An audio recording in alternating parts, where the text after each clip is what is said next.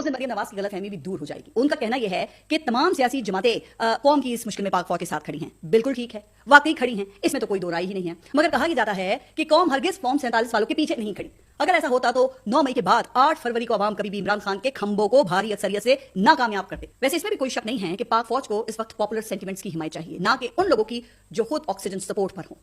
تو جناب, یہ فارم 47 کے چوغے پہن کر عہدے تو آپ لوگوں کو مل سکتے ہیں, لیکن لیجٹمیسی حاصل نہیں ہو سکتی. چلے, اچھی بات ہے کہ آپ نے نظریہ ضرورت کے تحت 2 قومی نظریے کو قبول کر لیا, ورنہ آپ کے ابا حضور تو کہا کرتے تھے کہ پاکستان اور بھارت میں کوئی فرق نہیں ہے, چونکہ دونوں طرف کے لوگ شوق سے آلو گوشت کھاتے ہیں. تو اگر پاپولر سینٹیمنٹ جاننا ہے تو اپنے ماتحت اڈیالہ جیل میں قید عمران خان کا پاک بھارت کشیدگی پر ایک ویڈیو پیغام ریکارڈ کر کے ریلیز کر کے آپ دیکھ لیں. آپ کو معلوم ہو جائے گا کہ کس کو فوج کے ساتھ کھڑا کرنے کی ضرورت ہے, کیونکہ ہندوتوا اور اسلاموفوبیا کے خلاف جو پذیرائی عالمی سطح پر عمران خان کو ملی وہ ماضی قریب میں کسی اور پاکستانی لیڈر کے حصے میں تو نہیں آئی. ویسے اگر آپ قومی مفاد ڈیلیور کر پاتے نا تو گزشتہ 2 سالوں کے دوران آپ ملک میں سرمایہ کاری لانے میں کامیاب ضرور ہو جاتے.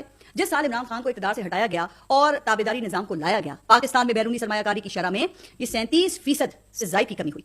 اچھا, پھر ہمیں بتایا گیا کہ 2 سے 5 سال میں جو گلف ممالک ہیں وہ $50 ارب کی سرمایہ کاری کریں گے. اس کے بعد سے اب تک یہ آپ خود دیکھ لیں کہ صرف سرمایہ کاری کانفرنسز ہی ہو رہی ہیں, سرمایہ کاری کہیں نظر نہیں آتی. منرل انویسٹمنٹ کانفرنس کے بعد اب یہ ڈیجیٹل انویسٹمنٹ کانفرنس منعقد ہوئی ہے, اور اس ڈیجیٹل کانفرنس میں وزیر اعظم شہباز شریف نے ایک بار پھر یہ دعویٰ کیا ہے کہ ملک آئی ٹی کا مرکز بننے جا رہا ہے. تو بہت اچھی بات ہے کہ اگر وزیر اعظم کا ارادہ بھارت کو آئی ٹی کے میدان میں شکست دینے کا ہے تو یہ واقعی قابل ستائش ارادہ ہے, لیکن صرف ارادہ ہے.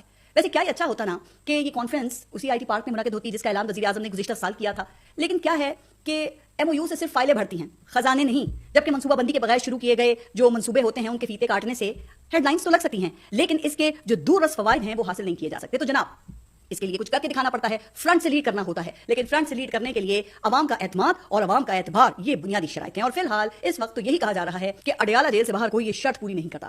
تو پھر کیا ملک کے مقبول ترین لیڈر کے بغیر قومی اتحاد قائم ہو سکتا ہے یا نہیں؟ اور اگر اس نازک موقع پر بھی قومی اتحاد کا یہ خلا پر نہیں ہوتا تو پھر کب ہوگا, اور انتظار پھر کس بات کا ہے؟